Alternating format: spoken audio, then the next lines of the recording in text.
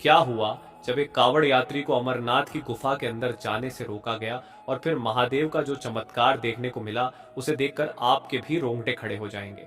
इस घटना की शुरुआत करने से पहले बाबा अमरनाथ के सच्चे भक्त कमेंट बॉक्स में जय अमरनाथ जरूर लिखिएगा और साथ ही हमारे चैनल पर नए हैं तो चैनल को सब्सक्राइब करके बेल आइकन को प्रेस कर ले।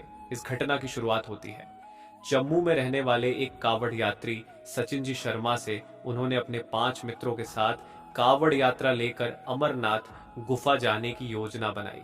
वह महादेव के अनन्य भक्त थे और इस साल अपने कावड़ यात्रा को किसी भी सूरत में पूरा करना चाहते थे।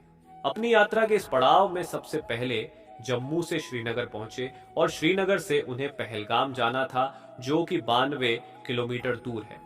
सचिन जी ने जैसे तैसे अपने 5 दोस्तों के साथ श्रीनगर से लेकर के पहलगाम तक का सफर 2 से 3 दिनों में बहुत ही अच्छी तरह से संपन्न किया और अब बारी थी अमरनाथ यात्रा शुरू करने की। लेकिन उन्हें इस बात का अंदाजा नहीं था आज महादेव उनकी बहुत बड़ी परीक्षा लेने वाले थे। अमरनाथ यात्रा में सबसे पहला पड़ाव पहलगाम को माना जाता है। दरअसल पहलगाम वही जगह है जहां पर अमरनाथ यात्रा के दौरान महादेव ने नंदी देव को छोड़ा था। जब सचिन जी कावड़ यात्रा लेकर यहां पर पहुंचे तो उन्होंने अगला सफर चंदनबाड़ी के लिए शुरू कर दिया। पहलगाम से चंदनबाड़ी की दूरी 8 किलोमीटर है और इसी जगह पर महादेव ने अपने मस्तक पर लगे चंदन और भभूत को उतार दिया था। इसी अमरनाथ यात्रा ने उन्हें अन्य और भी कावड़ यात्री मिले जिनके अंदर बाबा बर्फानी को लेकर के गजब का उत्साह था।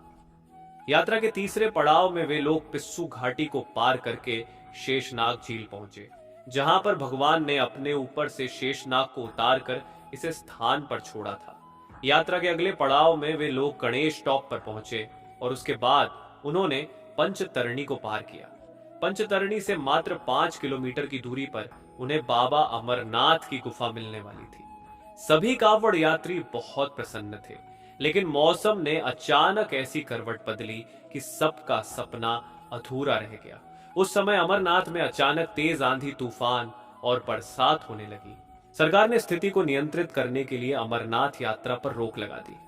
सचिन जी के साथ सभी कावड़ यात्री बहुत परेशान हो गए थे क्योंकि उन्होंने यात्रा के 5 पड़ाव को पार किया था।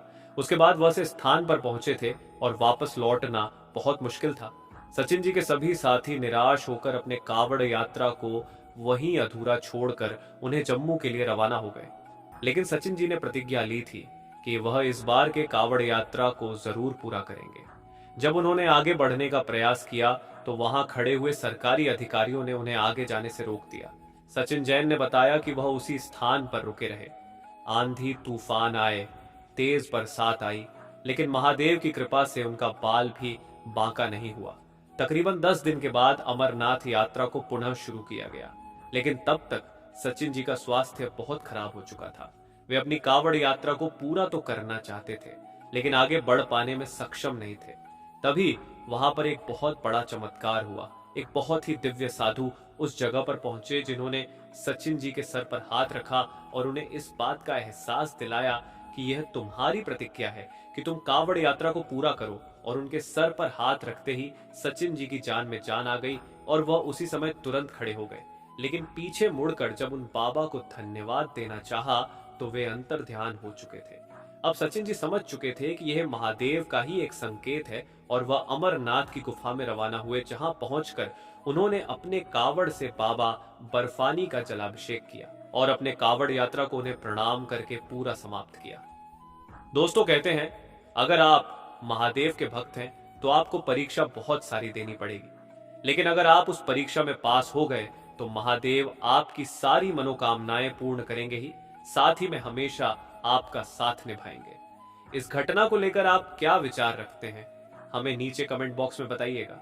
वीडियो अगर आपको पसंद आई है तो आप लाइक जरूर करें